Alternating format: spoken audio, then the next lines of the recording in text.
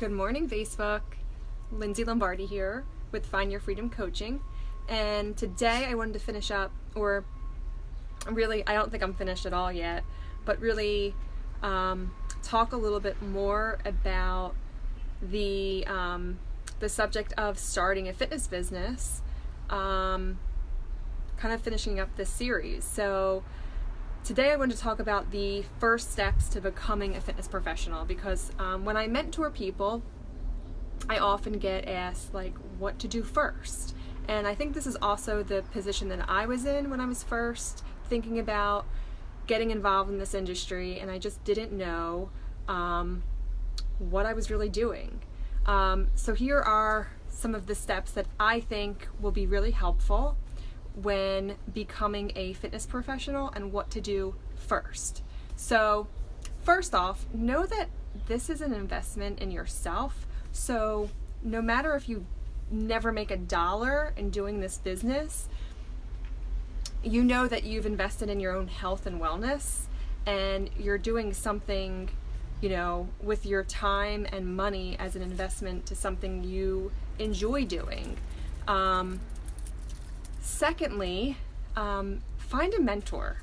I noticed in the past few years I've helped a few people become fitness instructors or personal trainers, and I know even when I was first thinking about doing this, I also found a mentor and someone that could help me out in figuring out what to do, because a mentor or coach can really help to guide you when you're not sure and you're trying to decide what to do first. So like I said, I had various people helping me out. I wanted to do it all. I know when I was first starting out, I wanted to do everything. I was like, I want to be a personal trainer, I want to be a group fitness instructor, I want to work at the gym. I didn't know what I wanted to do, but I knew I wanted to do it all. But I needed to prioritize and figure out what I wanted most. And a mentor was what was super helpful in me figuring that out. The next thing I tell people to do is to research, do some research to figure out what your soul workout is. What do you enjoy doing? What workout never seems to get old for you, never seems to be boring? Because if that's the case, then that's probably the workout that you'd want to maybe get certified in, or learn how to teach, or if it's just personal training in particular. Whatever it is, figure it out by actually doing it. Some people may have already figured that out and found out what it is that they want to do, whereas because they've been maybe going to the gym, taking certain classes for a long time, and it's just a natural, very organic next step for them. Whereas others may need to, try a variety of things to see, try various instructors, and then you figure out what you love, which formats that you love. The next step, I would say, is to decide on, again, which certification it is, and just go ahead and sign up for it. So once you know what you love doing, what formats you love, or what certifications you think will be best fit for you as a first step, go ahead and sign up for it. Is a course or a workshop necessary? Is it a live 1 or 2 day workshop? Is it something that you do self-study, and you might spend 3 months studying it yourself, like a personal training certification? A little caveat to that is that there aren't necessarily not all certifications or formats are created equal. And before I kind of go off on a tangent on that, the reason being is that, some certifications, I've seen people who have went and taken certain personal training certifications only to find out that when they're going to look for a job, that most gyms won't even accept that certification. So you definitely want to do some research. Hey, Melissa. You definitely want to do some research and figure out, which certifications that you know of that certain gyms will accept. For me, I happened to had already been certified through NASM through my master's degree program, so it was like an easy fit. I knew once I did some research on that, I had realized that that was one of the top personal training certifications to have received. So it was sort of like one and done for me. So I was very fortunate that, you know, I didn't have to choose that. Hey Melissa, thank you. Sweet words. Miss you, girl. So again, hey Sherry, is it exam based, or you know, do you have to go ahead and study, or is it a one-day course where you just go right in and take the exam? Also, in making that decision, you also want to find out if it's a format that is supported. And what I mean by that is, because I've made this mistake as well, I've gotten certified in a fitness format, like a Group X format, that wasn't really supported. Meaning, once you get certified, it's like they put you out into the world and say, like, good luck, you know, go do something with that. Whereas I've become more of a fan of like more proprietary, pre-formatted formats. And what that means is that the company will send you lots of materials, they'll send you the music, they'll send you workout materials, they'll send you everything, so it saves you a lot of time as an instructor. Because the last thing you want to try and figure out as an instructor is like you finally become certified in something, and then you find out, well, now I have to become a DJ, or now I have to learn how to do X, Y, or Z. So it's nice when you find companies that are really pre-formatted and that will support you ongoing even after your certification. So after you take the exam and pass, you'll then be required, if not beforehand, you would be required after to get a CPR certification, because most gyms will require that as well. So you're going to go ahead and do that. Most often, you might even do that beforehand. A lot of certifications actually require you, like I remember the personal training cert that I did required it in order to take the exam. The other thing that I think a lot of people bypass in our industry is getting insured or starting a legal business. So the next thing, once you are certified and you are getting ready to go work somewhere in teaching classes, you want to get insured. Some gyms require it, whereas maybe if you're not even working at a gym and you're just running classes by yourself, like an outdoor boot camp, you definitely want to be insured, because you know, you're outside, people can get hurt, people can get injured, and you know, you don't want them to be suing you because there's no gym, right? There's no gym involved. The next thing, you'd want to, again, if needed, buy some music or buy the rounds, get the resources needed to keep that format going. So in a lot of cases, like I mentioned, the reason why I actually prefer going with a company that's supported, like a pre-formatted company, is because you can join their like ongoing, you can pay a monthly fee, and ongoing they will send you all of the content that you would need to teach your classes. So the thing that I like about that, again, is that I won't have to buy the music, I won't have to buy other resources, outside additional resources. So it's like one and done. I know what I'm getting. I know that I'm going to be able to now focus all of my time and effort on my students and giving them the best class possible, rather than trying to spend hours and hours outside of the classroom trying to figure out what I'm doing. Yes, Dana, hi, you do need to get certified. So after you figure out and you get your music or your rounds, you're joining, you know, I know in the Beachbody world, for Beachbody Live, we call it Pro Team, and that's when you actually, again, get supported materials sent to you. The next step I would say is to start practicing, Melissa, yes, Beachbody is a pre-formatted type of company.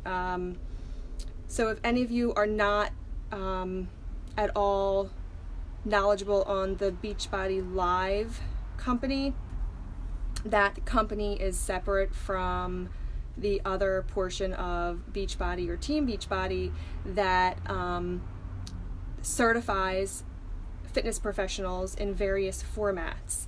So I think we now have like somewhere between 6 or 7 live fitness formats that they will certify people in, and again, they are they support you ongoing. They are what I would call like a formatted type of fitness format. So again, the next step would be start practicing. Sorry about that, Melissa. I know there's a little bit of a delay here. So the next thing you would start doing is just practicing, because you know, if you want to go to a gym and, you know, try out for a group fitness, you know, to become a group fitness instructor there, they are most likely going to expect you to come in and try out, or, you know, maybe they'll put you into some type of like real life situation where you need to teach. Hey, Heather. And if you don't practice, you probably won't be ready for that, because the only way to like actually learn something is by doing it. So you just have to kind of get out there and start practicing. And this is where your mentor will come in handy, because what I like to do with the people that I'm mentoring is actually have them, you know, it's sort of like I invite them to come along with me and teach with me. So at first it's like, okay, we'll do it together. And then maybe the following week I'll ask them to just do a portion of the class alone. And then, you know, maybe they'll also sub for me. And that's kind of how they get started and start practicing. Also, I've known a lot of people who will just start practicing and do like mock classes. They'll invite a few friends over or rent some space out and just do a couple of mock classes. For me, I started this way with doing what we called like a fit club. So for about 2 years, I ran sort of like a fit club where we did workouts together like that. So it gave me a little bit of that practice.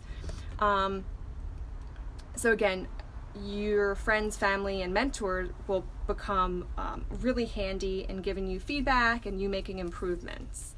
The next step is actually going out and applying for the jobs, going to different gyms, speaking to different gym owners, or maybe you want to rent a space. Whatever it is, you might have to either apply for a job, or you'd actually have to try out. Like I said, that can be extremely nerve-wracking. So if you practiced ahead of time, it'll be that much easier. You'll be that much more prepared, and you'll be able to just go in and be yourself and be comfortable in teaching a class. And again, know that you don't have to be perfect. You'll make a lot of mistakes in the beginning. You know, most gym owners know that you're going to be nervous when you're trying out for something, but know if you practice and you get yourself ready for it, you'll just be able to like shine through and be yourself and have fun with it. Next up would be, once you got the position, oh, thanks for all the love, you guys. Next up is, once you have a position, you can start marketing yourself via social media. You can find, I do a lot of stuff online for my classes. You can actually target very specific locations or the specific gym itself, just to kind of get the word out to some people that you might not know. What I've learned is that most of my friends actually don't come out to classes that I teach. However, you know, you kind of build your own tribe at, you know, each facility that you teach at. You won't be everybody's cup of tea, and that's okay. Just like when you go and try classes, you might not love every single instructor, but you're going to find that you start to attract people that, you know, also love your energy and love your style. And eventually, you know, that's how you grow your classes, along with social media and maybe getting the word out there. Even you can hashtag the gym that you're teaching it at. There's lots of different methods to get the word out. And lastly, it's not over once you start teaching. I mentioned this on my live video yesterday about some of the facts, the uncommon facts that you need to know. So in our industry, in the fitness industry, you need to invest in lots of ongoing knowledge and skills. And most certifications require continuing education. So I know like my personal training cert requires that, and every other year we need to take like X amount of credits. Most major certs, so like if you have a regular like group exercise certification or a personal training certification, they do require ongoing. Now that also the same thing with some of the smaller certs. It's typically every other year you're required to do certain things, like keep your CPR certification going. You want to keep your insurance going. You want to keep, you know, if you're ongoing, like monthly or bi-monthly or even quarterly for some companies where they send you the formatted information, sometimes that checks off the requirement like it does with Beachbody Live. It makes it a lot easier. So like if you're ongoing teaching a class, that kind of allows you to keep your certification going if you're ongoing, you know, a part of their what they call pro team program, rather than having to recertify every other year. It doesn't stop with just continuing education that's required. You know, you have to love this industry, and if you're passionate about it, you won't stop there. You'll read some books, you'll research subjects regarding things that interest you within the industry. You'll take other instructors' classes. You'll just keep going and figure out what it is. Maybe you'll have a niche, maybe you won't, maybe you'll just try out different things. I know for myself, I never thought I'd teach a dance fitness format because I used to be a dancer, and whenever I saw dance fitness formats, I didn't like that they weren't like choreographed. They were just very like repetitive, like what I consider line dancing. So I don't like line dancing. To me, that's like just boring and basic. And I knew it wasn't for me. So like a lot of the fitness formats out there followed that formatting, and I was like, oh, I'll never teach a dance fitness format because I'm a dancer, and if I ever taught a dance class, I would just go ahead and teach a dance class. Well, lo and behold, one of my mentors, Sean T, he's a professional dancer first, and he came out with an actual dance format of fitness. So it was sort of like I kind of like had to go back on my word after I said, I was like, oh, I'll never teach a dance fitness format. I ended up, you know, wanting to teach something because it was in the same format as my, you know, dance classes I took as a kid. So that made it much more you know, much more fun and interesting for me, and something that I knew that I'd be passionate about. And again, that's not for everybody, you know, that's definitely for a very specific type of person. Whereas maybe some people who don't feel like as coordinated want a type of dance fitness format that, you know, where you can kind of like do basic moves, much easier moves, and just kind of repeat them. So same thing, if you're into yoga, you can focus more in like the mind-body formats. Or, oh, thank you, Leandro. That's so sweet. Thank you so much. Thanks for the love. And also, you know, there are